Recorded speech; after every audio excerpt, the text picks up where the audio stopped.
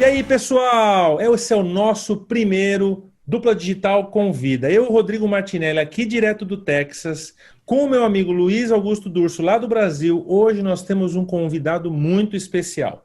E não era para que a gente começasse a fazer esse Dupla Digital Convida sem trazer uma celebridade, né? Uma celebridade da tecnologia. O Dupla Digital, como você sabe, a gente fala de muita coisa relacionada a crimes digitais, tecnologia, cibersegurança, mas não tinha como estrear sem falar de algo muito importante, que é os meandros da tecnologia. E é por isso que nós trouxemos ele, mas eu não vou apresentar ele não. Eu vou passar para o meu amigo Luiz Durso para apresentar o nosso convidado de hoje. Fala, Luiz.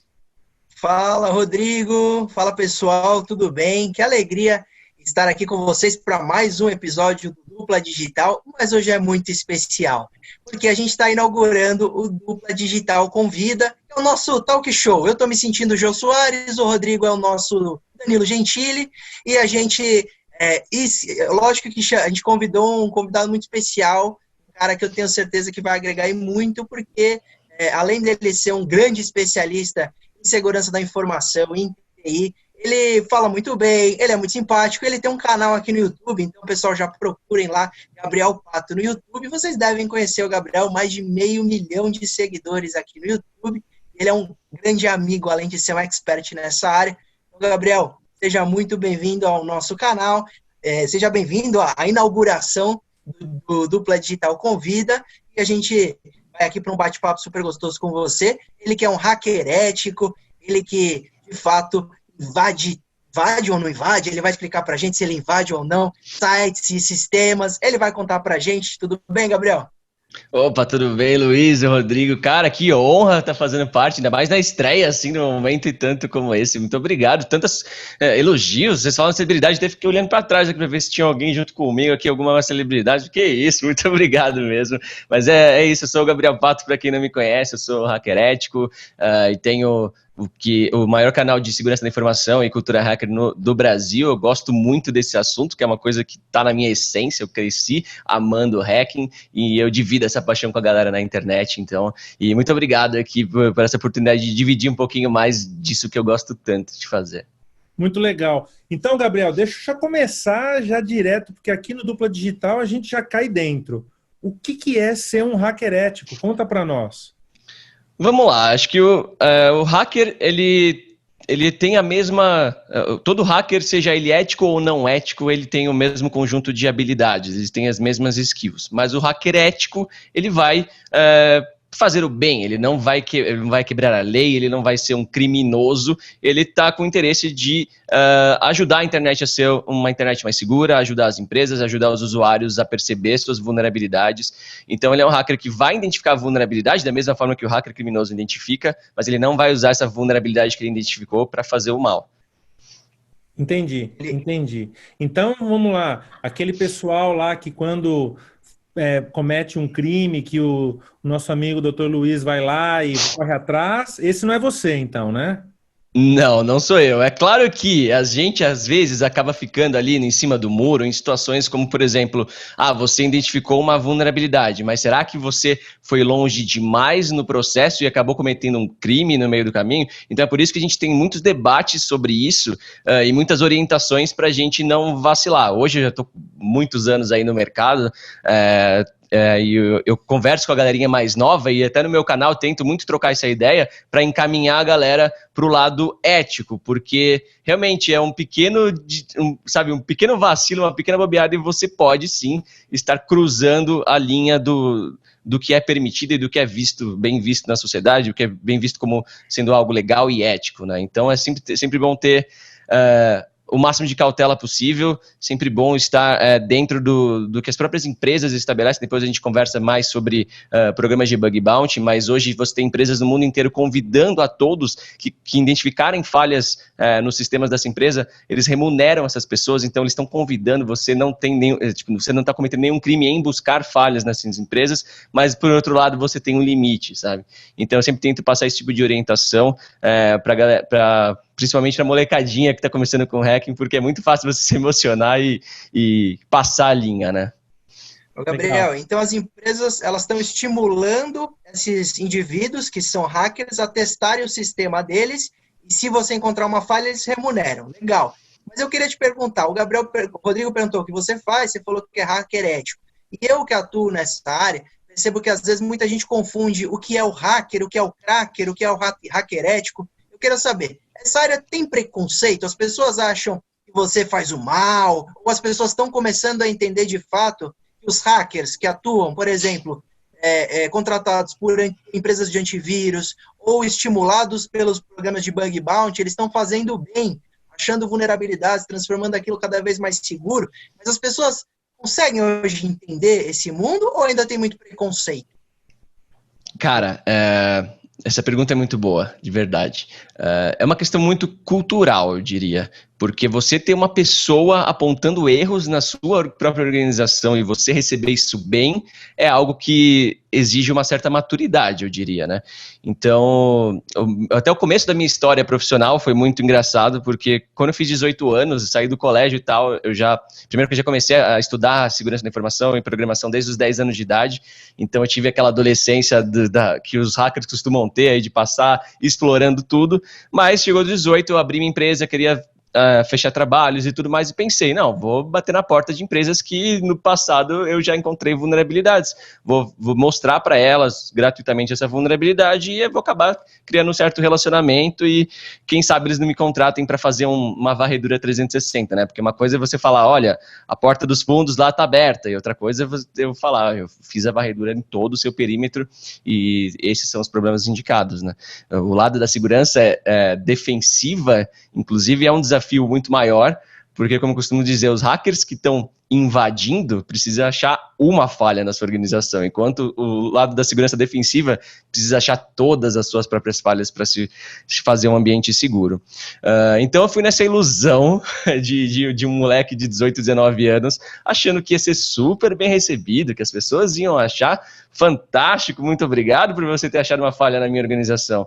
E, cara, como eu tomei portada na cara de pessoas que mesmo, tipo, vendo a falha, pediam para eu parar, falando, não, para de fazer teste, sei lá o que, não quero receber essa falha. Eles não queriam receber nenhum reporte gratuito de uma vulnerabilidade, porque é aquilo, né, melhor jogar para baixo do tapete e fingir que nada está acontecendo, né, mas isso pode ser caro demais mais para frente. Então, aqui no Brasil, a gente sempre teve esse atraso com relação à tecnologia, com relação a novidades e tal, então a gente é sim mais atrasado até hoje. É lógico que dessa época que eu tô falando, que são 10, 11 anos para trás até agora, a gente evoluiu muito, mas a gente ainda está muito longe de ser como a realidade nos Estados Unidos, por exemplo, que tem, acho que todas as empresas top em tecnologia têm um programa de recompensa por bugs. Aqui no Brasil ainda é difícil até você achar um contato que esteja disposto numa empresa a receber um relatório de vulnerabilidade. Depois eu até posso contar outros exemplos mais recentes de problemas que eu tive nesse sentido. Então sim, é mal visto, as pessoas entendem mal, elas acham que pode ser, esse cara tá falando de uma falha porque ele vai me extorquir daqui a pouco. Então tem toda aquela insegurança, incerteza, aquele olhar meio, será que é real mesmo? Porque é difícil as pessoas acreditarem que sim, existem pesquisadores que estão aí navegando na internet, achando falhas e estão querendo que todo mundo melhore. Então, tipo, essa realidade é a última coisa que eles pensam, sabe? Eles pensam primeiro que você vai cometer todos os crimes possíveis, que você vai destruir a reputação deles e tudo mais. Então, a gente ainda tem muito a evoluir nesse quesito, sim. Legal. Deixa eu te fazer, eu vou fazer um twist, depois a gente volta para falar de empresas, mas assim, quando a gente falou de fazer o Dupla Digital Convida, e aí o Luiz e eu conversamos sobre a sua vinda, eu falei, Luiz, caramba, eu vi um vídeo dele onde ele fez um debug sobre um software malicioso. Aliás, para quem não sabe, debug, ele fez toda a engenharia reversa do que o software estava fazendo, por isso que eu sempre falo para todo mundo, cuidado com o que você abre. E aí eu queria te fazer essa pergunta, Gabriel. Cara, você já foi alvo de hackers? As pessoas, como é que funciona aí a sua infraestrutura? Você já percebeu alguém tentando, de repente, te hackear porque sabe que você tá do lado da força, né? Tá do lado da luz, né? Como é que é isso? Conta para nós. Direto, assim, né? Direto. Todo dia vem mensagem de recuperação de senha sendo solicitadas nos meus e-mails, de pessoas tentando chutar todas as minhas senhas possíveis. Isso é normal. Existe, eu acredito que seja um pouquinho motivado, sim, pelo lance de eu estar desse lado da força ou aparecendo como uma imagem pública que está cultivando esse lado do hacking do bem, né? Então, eu acredito sim que tenha pessoas que me foquem aí, mas, de certa forma, acho que só de você estar conectado na internet, você já é um alvo de alguma coisa, né? Então, as campanhas de malware cada vez avançando mais, a gente pode destacar a ransomware, que está sendo um problema gigantesco na indústria, porque os criminosos encontraram uma forma extremamente eficiente de monetizar suas invasões, porque antes eles iam invadir seu PC e, sei lá, ia precisar roubar suas contas para revender em mercados, ou ia ter que esperar você logar no internet banking e ter a sorte do sistema deles conseguir acessar sua conta bancária. Era muito incerto como ele ia monetizar essas invasões, e hoje o ransomware, ele simplesmente criptografa o seu disco inteiro e você perde dados essenciais que estavam ali, e você fica sujeito a ter que pagar ao criminoso para ele te dar a chave de descriptografar. Então, olha como mudou, né? Como está cada vez mais apetitoso, né? Esse lado criminoso, e cada vez mais motivos, cada vez mais vantajoso para os criminosos atuarem, né, nessas áreas. Então, assim, eu vou sempre ser um alvo, um pouquinho mais do que o normal por conta das minhas atividades e de ser uma figura pública, querendo ou não, agora em cima desse assunto, mas é importante a gente destacar que todo mundo que plugou na rede já virou um alvo também, sabe? Legal. Deixa eu falar uma coisa, aí eu vou passar para o Luiz, né? Para quem ele falou algumas palavras, e a gente tem esse protocolo aqui, né? Então, malware, pessoal, é todos esses aplicativos ou sistemas que vão causar, que tem um objetivo malicioso, que vai subtrair alguma informação, ou no caso do ransomware, que é outra coisa que ele falou, ele vai criptografar. Inclusive, eu vi um artigo que quando existe uma invasão, em 14 dias a infecção se torna na empresa toda e criptografa tudo. O caso mais recente de ransomware, para quem quer pesquisar um pouco, é o da Garmin, onde eles pagaram 10 milhões de dólares para as chaves de criptografia, e inclusive agora eles estão sofrendo sanções da União Europeia porque eles não deveriam ter feito isso. Ou seja, eles estariam agora colaborando e criando o quê? Uma precedência, né? Então, acho que era importante fazer esses ajustes aqui de nomenclatura e também falar da Garmin para vocês entenderem o que está acontecendo. E eu adorei, Gabriel, quando você falou que todo mundo é um alvo, porque isso é uma coisa que todo mundo precisa acordar no mundo digital. Vai lá, Luiz.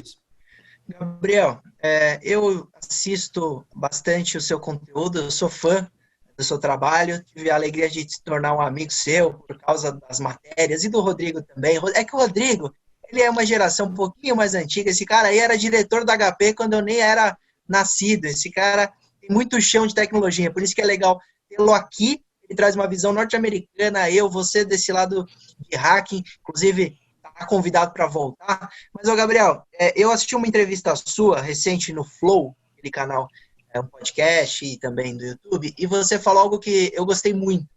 E eles perguntaram assim, se você hackear um Instagram e etc., quanto que vale isso? Você vai sair hackeando todo mundo? E você contou também da falha que você achou do streaming e das lives no Facebook, e que você informou a plataforma. E aí você respondeu algo muito interessante, que valeria mais a pena os criminosos, os hackers, todo mundo que está no mal, ir para o bem e entregar esses resultados para essas empresas, porque eles seriam melhores remunerados do que pelo mal. Você pode explicar como que funciona isso? Então é melhor ser do bem do que ser do mal na internet? Como funciona isso? Cara, muito legal esse ponto. Na verdade, se a gente for até voltar um pouquinho para trás, na história de como a gente chegou no ponto atual, não era assim antes, sabe? Antigamente, realmente, você como pesquisador, você tinha aquele esforço de pesquisa, a determinação, o tempo de trabalho para achar uma vulnerabilidade de uma grande empresa, você reportava e o máximo que você recebia era um muito obrigado, ou sei lá, uma camiseta da empresa, sabe? E aí começou a ter uma onda, um chaveiro, era bem assim, mas era assim mesmo, de verdade. E assim, e isso você ainda tinha que ficar feliz, porque pelo menos você não foi mal visto e tentaram te processar, sabe? Era uma coisa assim, tipo, era pra gente se contentar com muito obrigado. E começou até a ter uma onda de hackers falando, que levantaram o No More Free Bugs, estavam falando, chega de reportar bugs gratuitamente, porque a gente tem o nosso trampo aqui, e é lógico, tipo, tem uma onda que também fala, nunca foi gratuitamente, porque pelo menos você usa isso para sua reputação pessoal, para o seu currículo e tudo mais, mas ainda assim está muito longe de compensar o trabalho, sabe?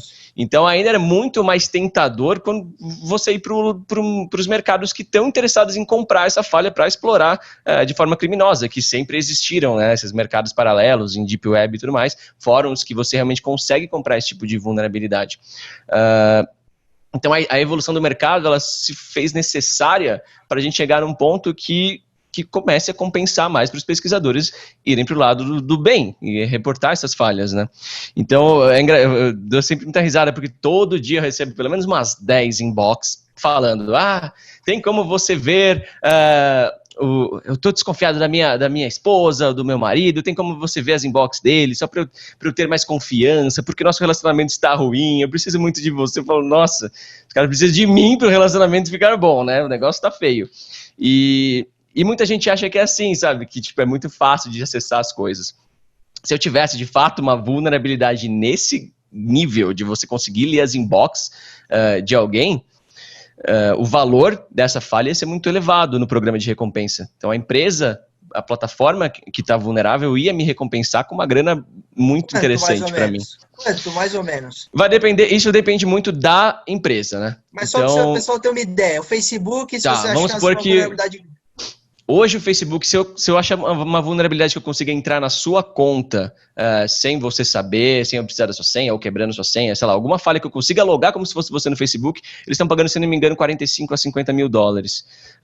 Mas eles estão constantemente aumentando esse valor. Isso é bem interessante, porque... E não é porque eles são bonzinhos, e sim porque isso é necessário.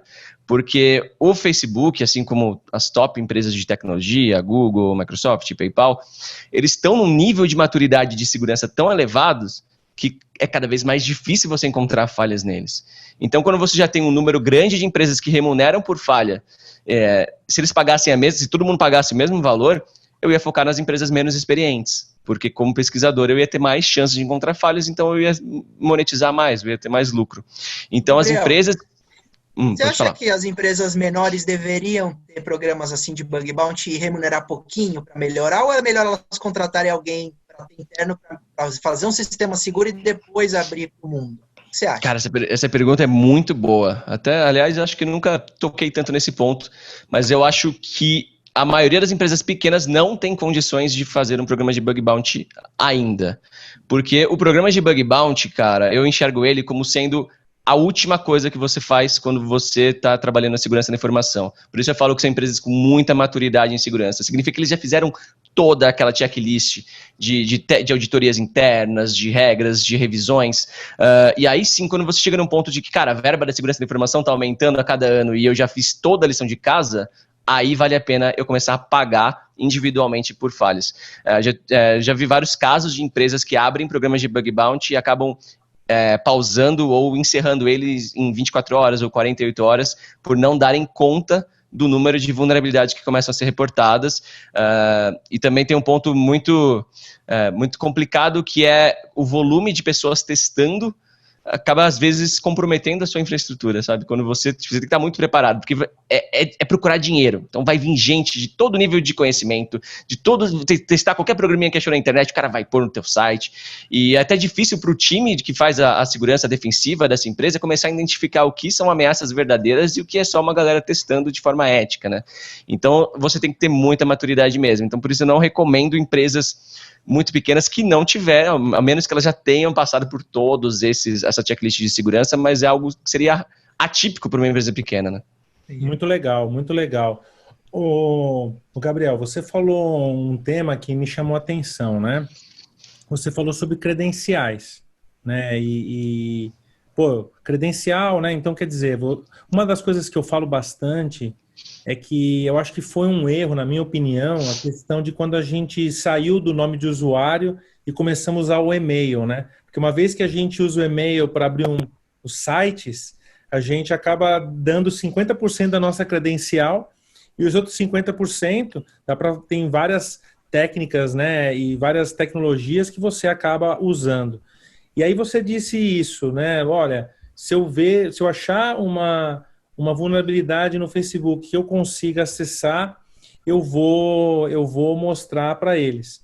Esses tipos de ataques de força bruta ou outros ataques para quebra de credencial também entram no bug bounty? Como é que funciona isso? Então, a gente tem que separar aqui algumas coisas. Então, no Facebook já teve, inclusive, um caso que eu comentei no meu canal, em que um hacker, um pesquisador, encontrou uma vulnerabilidade em um subsite do Facebook. Na verdade, era o Facebook para acessos de beta testers, e ele descobriu que quando você pedia recuperação de senha por SMS, e o usuário receberia aqueles 6 dígitos, né? Ele descobriu que ele conseguia fazer força bruta nesses 6 dígitos, ou seja, testar todas as combinações em poucos minutos, e o Facebook não travava depois de determinado número de erros. Na verdade, ele descobriu que o servidor de beta teste do Facebook não tinha o contador que travava, enquanto todos os outros sim tinham implementado direitinho esse mecanismo de travar as tentativas de validar um código de SMS. Nesse caso, sim, é uma vulnerabilidade, porque é um mecanismo de segurança que foi bypassado, né? Ele encontrou uma forma de burlar um mecanismo que deveria estar funcionando. Agora, vamos supor que um funcionário do Facebook, um administrador da plataforma que tem recursos administrativos e tudo mais, vazou a senha dele em um outro vazamento na internet, alguém testou a mesma senha, conseguiu entrar. Aí, esse cenário vai depender das regras de bug bounty de cada empresa. Eu diria que na maioria talvez não aceitem. É bem caso a caso mesmo. Então, por isso que tem algumas coisas, alguns tipos de falha que você realmente precisa ver se aquela empresa, aquele programa de bug bounty está querendo esse comportamento ou não, está querendo testar isso ou não.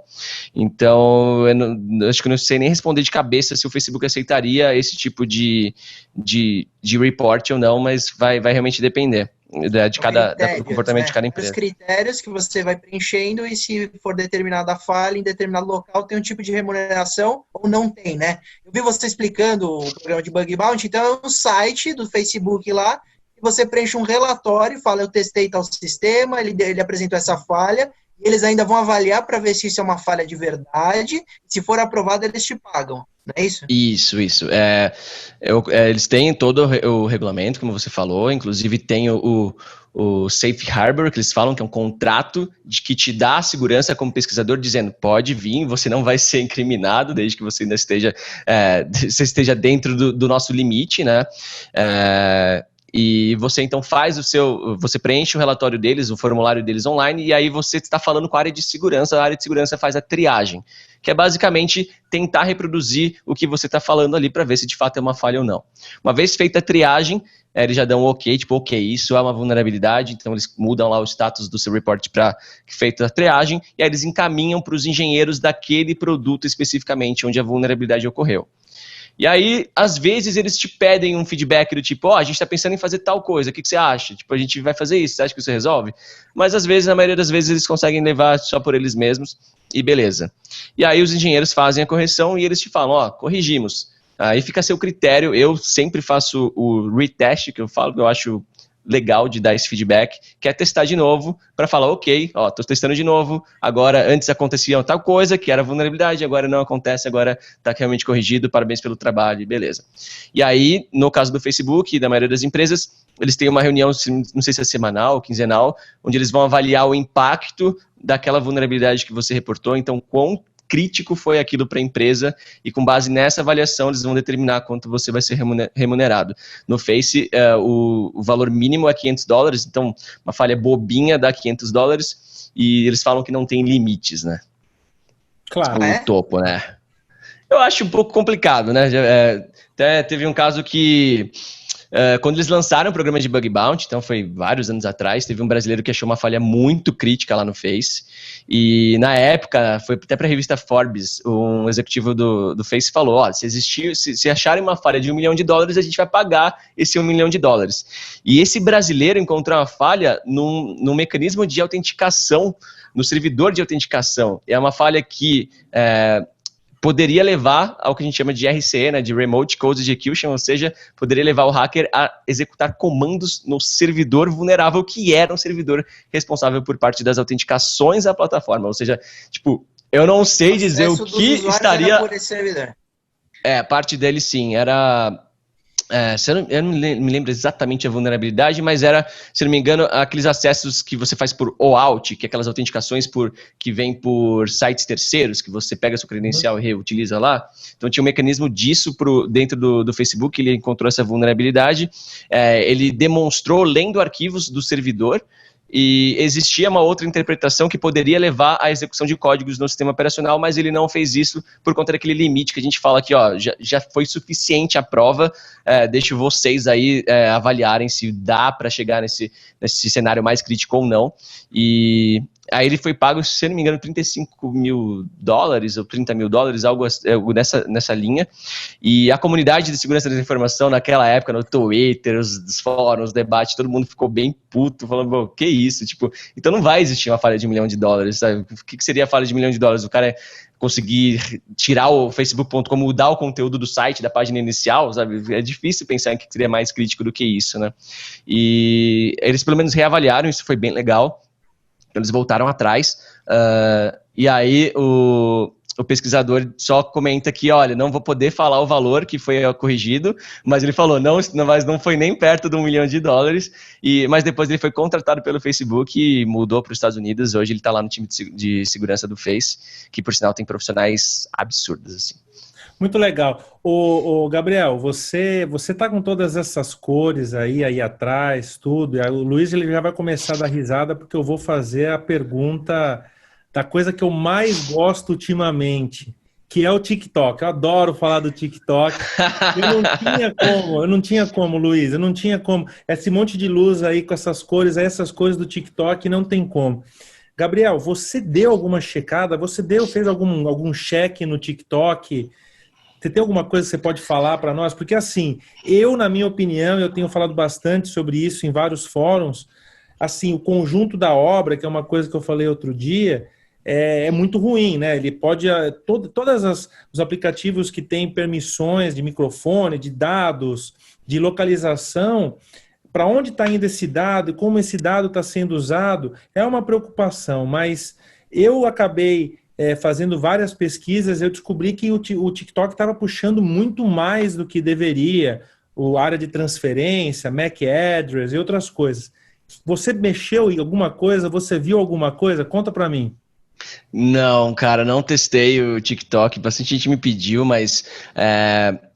teria que ser uma análise muito cuidadosa, porque se eles querem fazer algo escondido, né, você chegar nesse comportamento escondido, em qual situação dispararia esse comportamento escondido deles, precisaria ser muito cauteloso e realmente fazer um trabalho muito profundo. E aí, como eu não queria emitir uma opinião de falar bem ou falar mal, né, sem realmente ter feito um baita trabalho, eu fiquei em cima do muro nesse assunto, mas eu achei muito legal todo mundo estar debatendo isso. Achei muito legal a gente começar a questionar as permissões que os aplicativos estão pedindo. Isso é fantástico, é um exercício de segurança da informação fantástico, a gente começar a se questionar.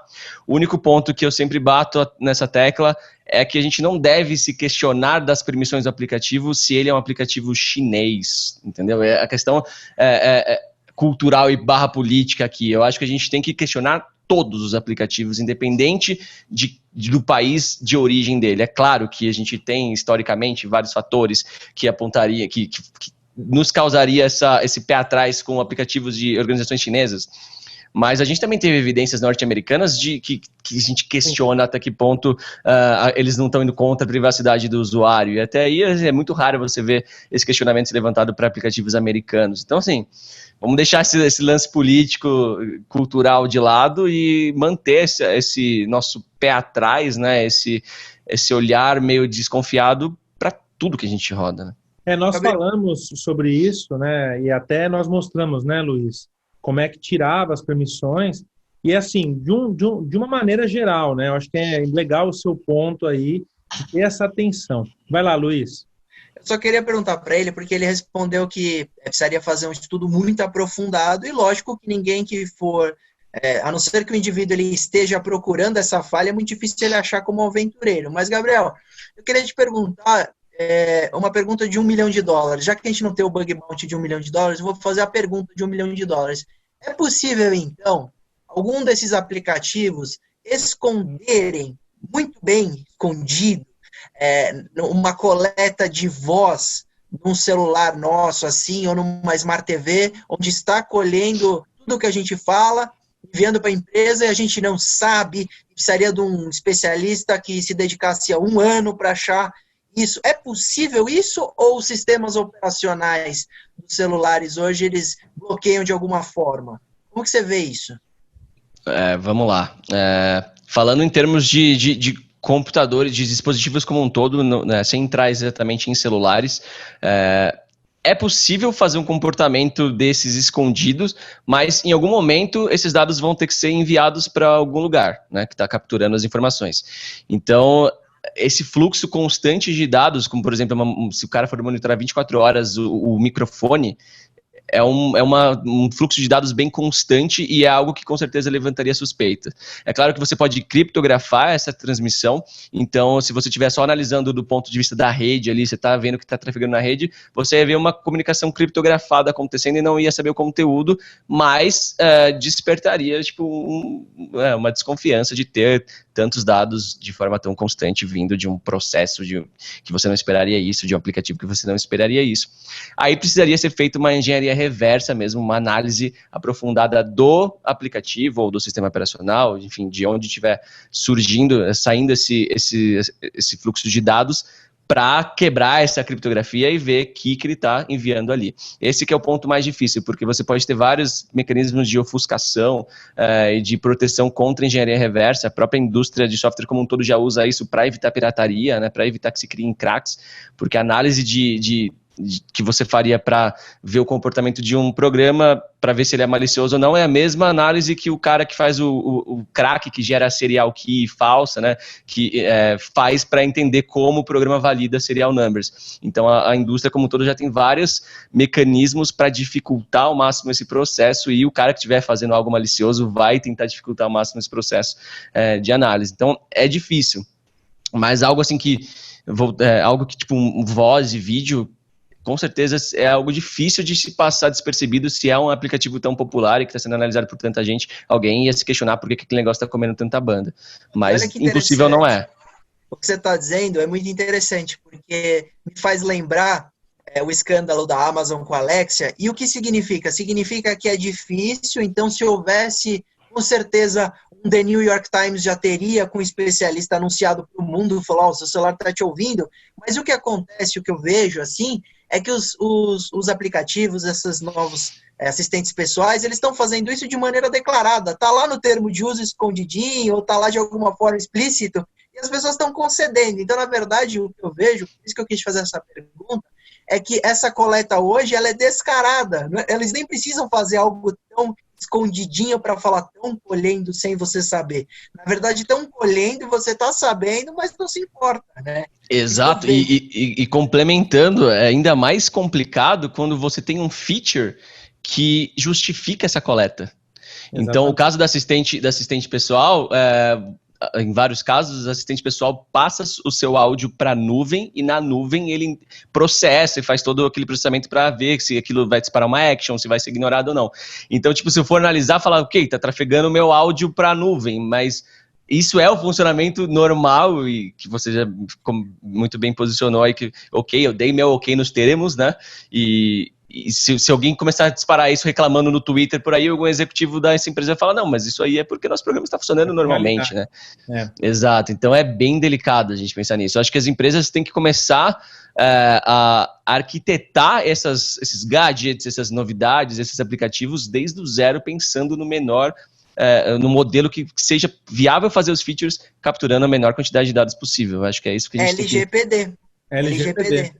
Exatamente. É isso aí. A finalidade, a gente fala bastante aqui, viu, Gabriel, sobre a finalidade, né? A gente já falou em outros episódios a finalidade, né? Então, o Luiz falou do Face App, nós falamos do TikTok. Então, assim, a finalidade, por que você precisa daquela permissão? Por que você precisa trafegar aquele dado? Por que você tem aquele tracker, que é uma outra coisa que eu não quero falar aqui, que a gente vai depois falar outro dia, mas muitas coisas acontecem e a gente tem ali e nós simplesmente ignoramos, né? Outro dia me perguntaram, Rodrigo, o que eu faço se eu não concordar com o termo de uso? Não usa.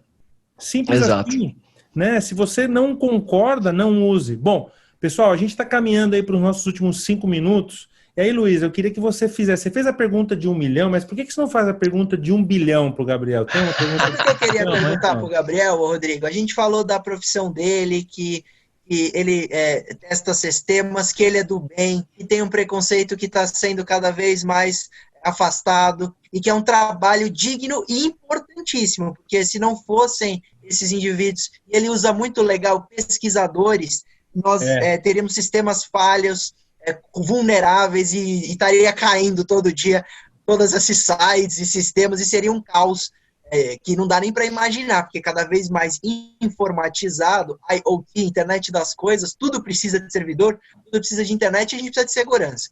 E aí, Gabriel, a pergunta é, dá para viver disso? Eu sou um adolescente, eu estou vendo você e falo, poxa, eu quero me especializar nessa área. Eu devo testar sistema para sobreviver? Ou melhor, eu procurar uma empresa que me contrate? Como esse adolescente tem que virar um Gabriel Pato e ter uma sala tão bonita e um computador tão legal igual você tem aí? Assim, você pega todo o seu dinheiro e gasta tudo em LED, tá? Tudo que chegar, você gasta em LED. Mas vamos lá, é muito legal. Primeiro que... um ponto que esse modelo de segurança, de ter pessoas como o Gabriel aqui no quarto dele testando, é muito interessante porque as empresas fazem testes internos, então tem um departamento interno da empresa que vai testar a qualidade, inclusive da segurança dos produtos dela.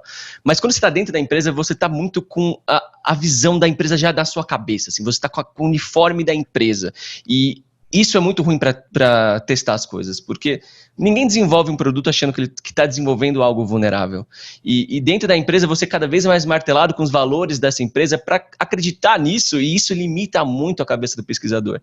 Então, o legal de Bug Bounty é que você tem pessoas espalhadas pelo mundo com ideias totalmente diferentes. Então, tipo, um cara vai ter alguma ideia genial de alguma parada diferente que ele pode fazer, ele vai lá e vai achar a falha dele, outro pesquisador vai olhar o mesmo cenário de uma forma totalmente diferente, e todo mundo fora dessa bolha, dessa caixa dos valores corporativos da empresa, os caras vão peitar as maiores empresas do mundo. Então, às vezes eles falam, esse perfil do hacker, o estereótipo de hacker do cara no porão comendo pizza e tomando energético e tal, esse estereótipo é maravilhoso para a característica de um pesquisador, porque ele é um cara totalmente fora do modelinho que está tendo dentro da caixinha da empresa. Ele não acredita nos valores daquela empresa que ele está testando, ele vai querer achar falha em qualquer ponto, porque ele não tem essa visão que a empresa tenta martelar dentro da cabeça de todos os funcionários. Então, acho que é por isso que tem funcionado tão bem para a indústria de segurança da informação, o crowdsourcing, né, como a gente fala, de abrir para o público e todo mundo que tiver algo a contribuir poder participar desse mercado. Mas respondendo sobre viver disso, eu nunca vivi de bug bounties, sempre foi uma renda complementar, mas desde os meus 18 anos eu tenho uma empresa, então eu presto consultorias todo mês para um set de clientes, e o Bug Bounty ele é complementar, e eu não, apesar de sim ser possível, até porque se você for pegar um bounty que eu ganhei lá do Facebook, são $10 mil, foi tipo, hoje dá 50 e tantos mil reais, obviamente dá para se viver muito bem se você considerar esse bounty, mas quando vão ter desses bounties, sabe? É uma coisa muito incerta, então... Como conselho financeiro, eu não me aventuraria a entrar, a viver, ter como renda algo tão incerto como o Bug Bounty. E é legal que o próprio modelo do Bug Bounty é feito pensando em ser uma renda complementar e não ser a principal renda. Tanto que você não tem hora fixa, você faz o que você quiser, você testa o que você quiser. Se você tem uma falha que você é especialista e você quer testar só ela, em só uma fração da aplicação e gastar meia hora com isso, beleza, sabe? Então isso é muito bacana. Agora, existem também modelos online de empresas que você consegue uma renda mais fixa.